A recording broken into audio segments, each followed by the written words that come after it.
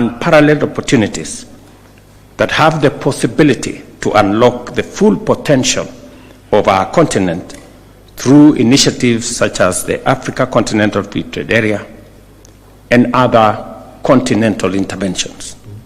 Our task here is to harness these opportunities, galvanize political will, and renew our collective commitment to a prosperous Africa.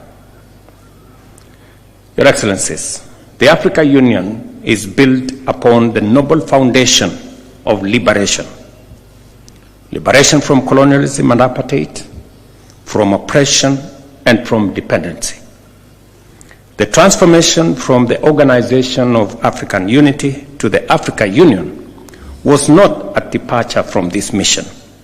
Rather, it was an evolution, a shift towards addressing contemporary challenges and seizing new opportunities.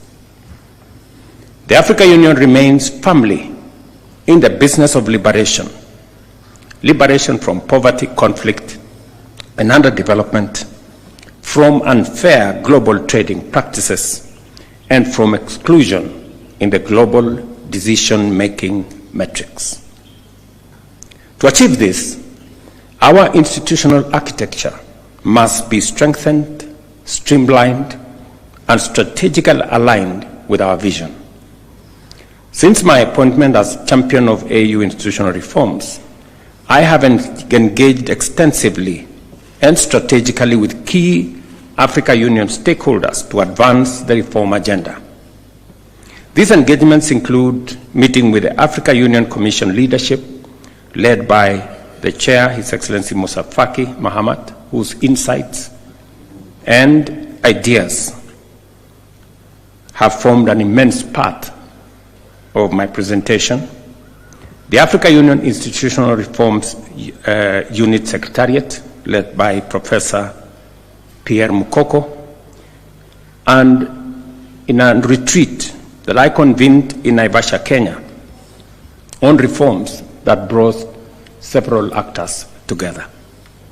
Additionally, I have held consultative meetings with the Permanent Representatives Committee in Addis Ababa, the leadership of the Pan-African Parliament, led by Chief Fortune Charumbira, as well as Dr. Donald Kaberuka, the AU representative for financing the Union, here in Nairobi.